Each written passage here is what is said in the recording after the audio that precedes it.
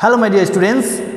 I welcome you all to your history online class. So in today's online class we are going to focus with your one more chapter from your world history with chapter 12 talking about the rise of Nazism in Germany from the year of 1933 till 1939. So this is a chapter which is related with a country called Germany under the great dictator or a leader known as Adolf Hitler. What were the strategy or the planning or any such kind of program that was taken by him in order to make Germany a self-sufficient nation. At the same time,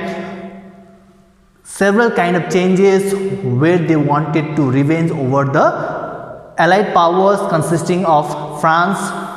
America, Russia and Great Britain, because Germany already had to face defeat in the First World War and the acceleration and the strategy that was made by Hitler in order to attack and go for the Second World War. So let's start the class.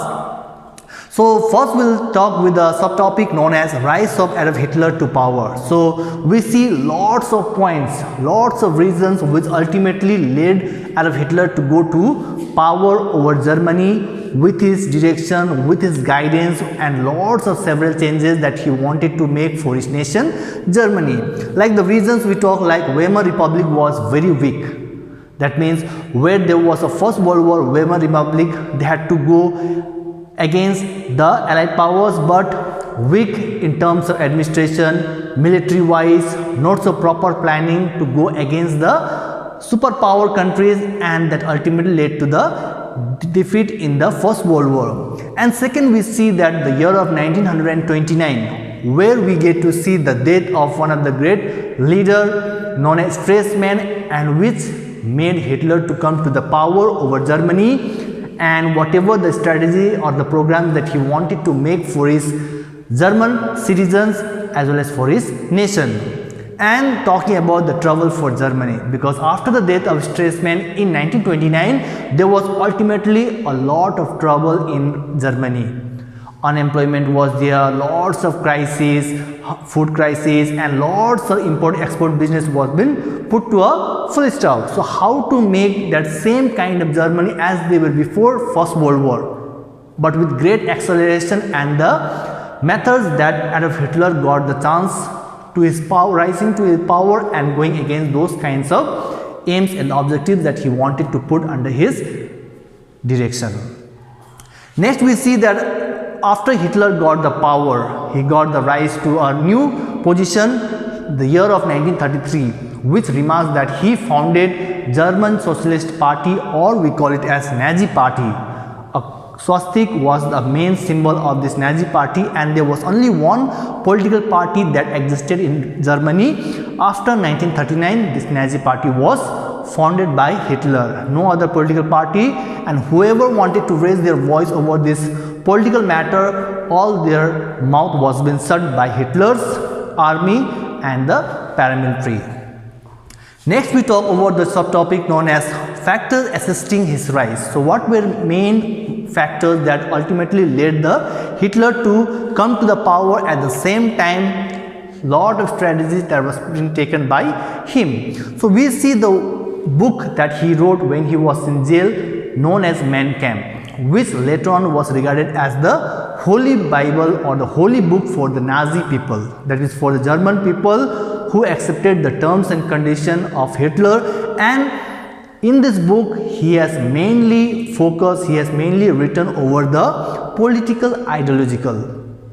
the ideas, the philosophies that he wanting to make Germany a self-sufficient nation, powerful nation as well as strong nation, and how Germany can be to a very high in nature with all certain kinds of facilities as well as amenities. And even we talk about the supremacy of state, that how a state or a nation can be superior in terms of every aspect or field, but for that Mein Kampf gave the ideas. Lots of program was being focused on this Nazi holy book. Next we focus on the events from the year of 1932, because from this year we get to see that how Hitler wanting to put a more and more gear up for his nation with lots of aims and objectives, laws and order, several changes, rules and regulations, what short kind of freedom should be given to the German citizen, and what kind of policies should be implemented in Germany in order to make powerful, at the same time going against or planning over superpower, as they had to face defeat, and the Treaty of Versailles was signed in 1919. So here we get to see that how the year of 1932 is being remarked as a great event, because this year there was a complete election in Germany country, where we get to see that Nazi party under the leadership of Hitler, they were able to capture 230 seats out of 608 seats, which was conducted in a German province known as Reichstag. So this we get to see that how 1932 elections made a lots of comeback for the Nazi party as well as for the Hitler, and for all the German people who were wanting Hitler to be a leader, their dictator, their savior for the nations, in putting or in dealing with all such kinds of unemployment, lack of industries, lack of proper planning for their life that they were been facing. And we talk about the President Hindenburg. So when Hitler won this 1932 election, so during those time there was a president known as Hindenburg of Germany, who made Adolf Hitler the chancellor, the savior of German people. And after he became the chancellor, later on even he was been given the post as the head of coalition government, whatever the coalition government was formed. So he was overall the head, the power lies on his position, the responsibility as well as what kind of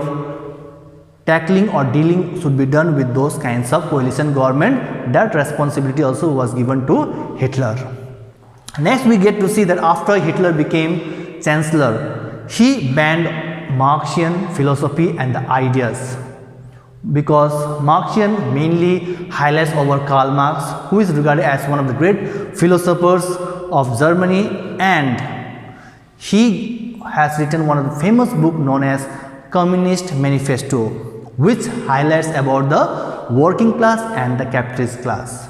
So that kind of banning was being done by Hitler over the propaganda and the ideas of Karl Marx. Next we get to see that how Hitler, he founded a German labor front. So whoever came under the labor, wished to go to work in industries, factories or any such kind of construction working areas, so a German labor front was made, and later on there should be only one party, that was Nazi party, founded by him, and dictatorship. Whatever Hitler will make a new laws or orders or rules and regulation, that should be implemented in Germany without any hesitation by the German people. Next we see the last topic for today's class, that is known as 1934, the very eventual year we talk about Germany, where Adolf Hitler was made as a president after the death of Hindenburg, and after he became the president of Germany, he was already a chancellor, he was already the head of coalition government, and after becoming a president, the powers, the responsibility that he got and he used in a proper way, making